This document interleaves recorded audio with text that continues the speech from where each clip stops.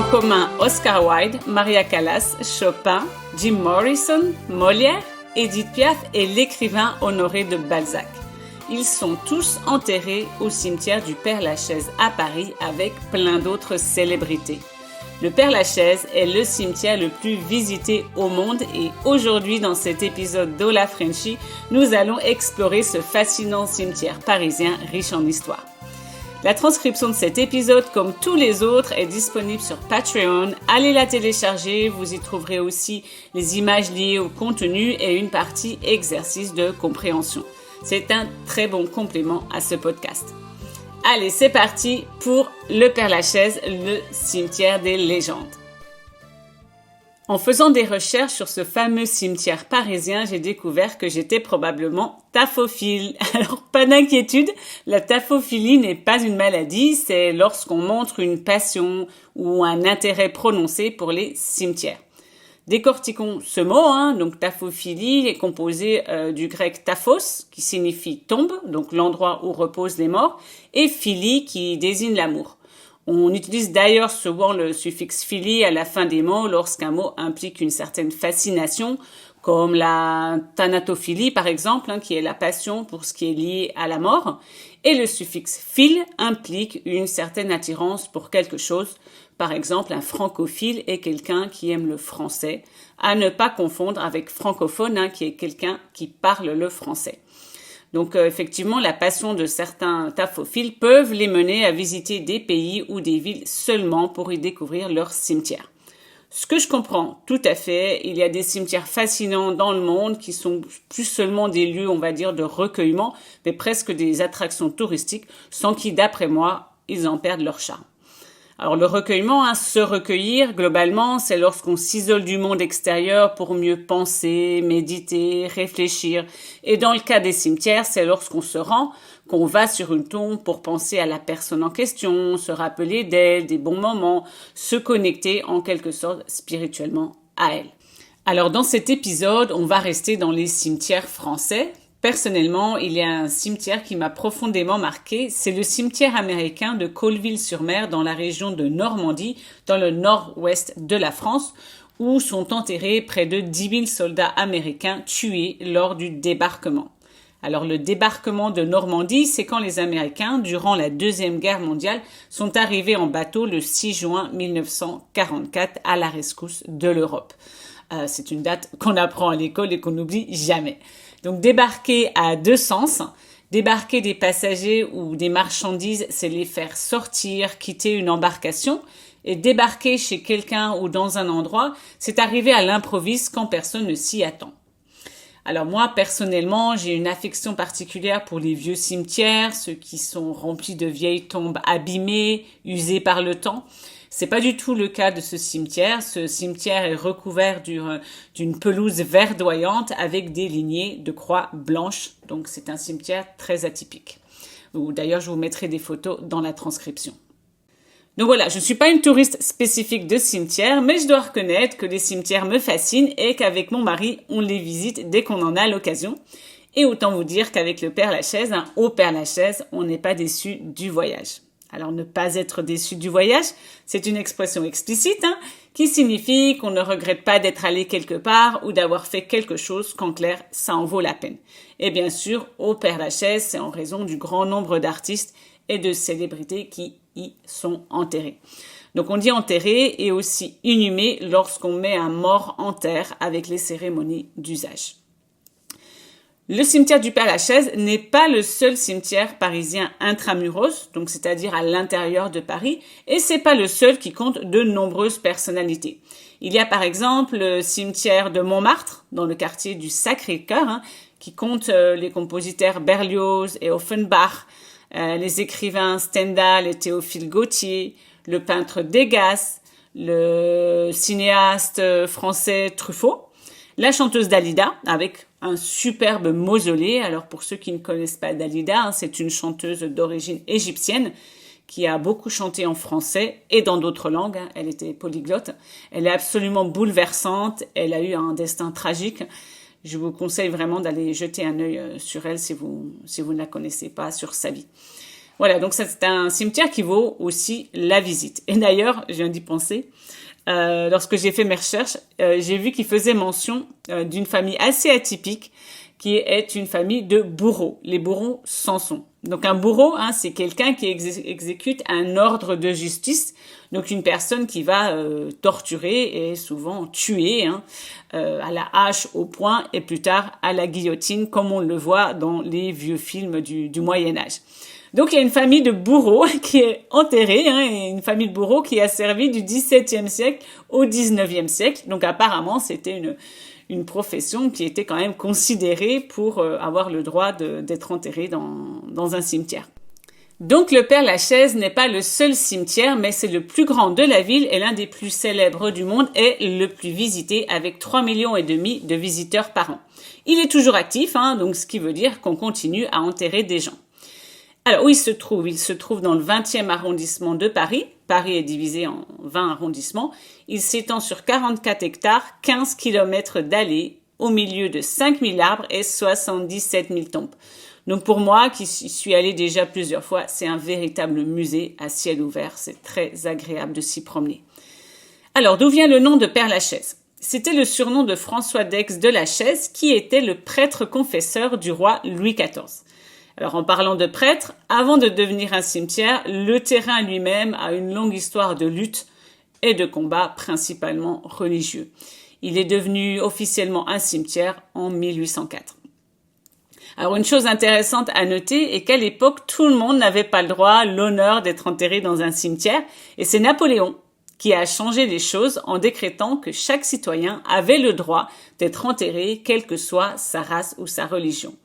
Donc, ce qui était plutôt arrangeant pour, on va dire, les mécréants, ceux qui n'adhéraient pas à la religion, les excommuniés, les juifs, les protestants, les comédiens. Et ouais, on jugeait pas que les acteurs, à l'époque, méritaient d'être enterrés dans un cimetière, les prostituées et les pauvres. Passons maintenant à qui est enterré dans ce cimetière. Alors, je vais pas pouvoir vous citer tout le monde, il y a beaucoup de personnalités, mais je vais vous en citer quelques-unes, si on parle de personnalité, et mentionner les plus belles tombes ou les plus insolites. Alors en premier, les tombes d'hommes de lettres connus, Marcel Proust, Apollinaire, Molière, qui est le Shakespeare français, quand on parle du français, on dit que c'est la langue de Molière, Jean de La Fontaine, qui écrivait des fables amorales, qu'on apprend à l'école et qu'on n'oublie jamais, et qui met souvent en scène des animaux, Honoré de Balzac et Oscar Wilde. Après, on a les tombes de peintres légendaires, tels que Théodore Géricault. Alors lui, il a un tombeau très imposant sur lequel ont été sculptés 3 des plus grands tableaux du peintre, dont le radeau de la Méduse. Alors le radeau, je vous le rappelle, c'est une embarcation de fortune en bois. Là encore, je vais vous mettre les photos dans la transcription. On a également Delacroix et Pissarro. Après, pour les compositeurs ou chanteurs célèbres, on a Édith Piaf, Chopin, Maria Callas et la tombe de Jim Morrison, qui, je vous rappelle, est mort dans une boîte, dans une discothèque parisienne. Alors, c'est une tombe très simple, mais c'est la plus visitée du Père-Lachaise. Puisqu'on parle de la tombe de Jim Morrison, on va parler des tombes insolites et de certains rituels atypiques qui ont lieu autour de celle-ci.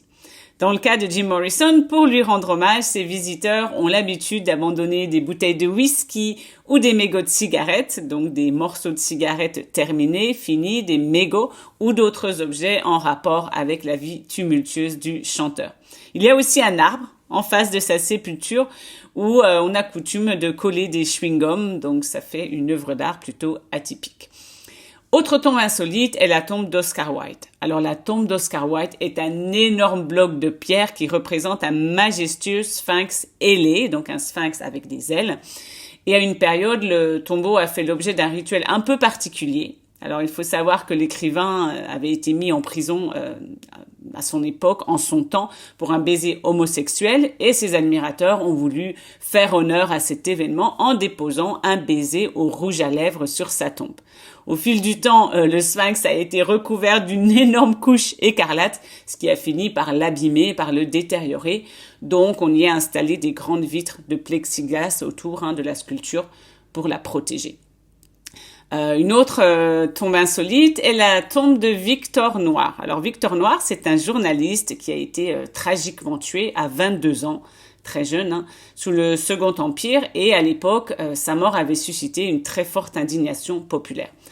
Donc, pour lui rendre hommage, un sculpteur l'a représenté dans une sculpture allongée qui est très réaliste.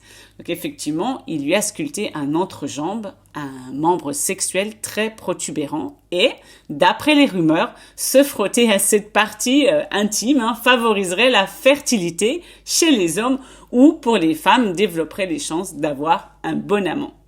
Donc, une tombe, une sépulture plutôt originale, atypique.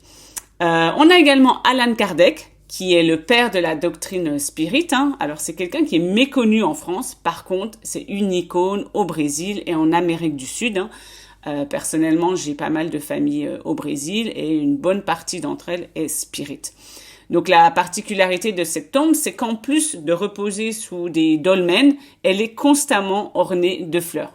J'ai découvert cette tombe totalement par hasard, la première fois qu'on s'est rendu au Père-Lachaise. Et c'est vrai que ce qui nous avait surpris, c'était le nombre de fleurs qu'il y avait sur cette tombe. Donc on s'en était approché et on avait vu qu'elle appartenait à Allan Kardec. Et on ignorait à l'époque qu'il était enterré ici. Donc c'est un souvenir mémorable. Alors, et finalement, pour terminer les tombes insolites, je parlerai du tombeau d'Abélard et Héloïse, les amants du Moyen-Âge. Alors, quand ils se rencontrent, Héloïse est une jeune fille de 16 ans et Pierre Abélard est son professeur. Ils tombent tout de suite éperdument amoureux, mais l'oncle d'Héloïse refuse qu'ils s'unissent. Alors, pour pouvoir vivre cet amour, Pierre et Héloïse, qui est alors enceinte, s'enfuient. Mais en apprenant qu'ils se sont mariés, l'oncle devient furieux et fait poursuivre Abélard pour le castrer.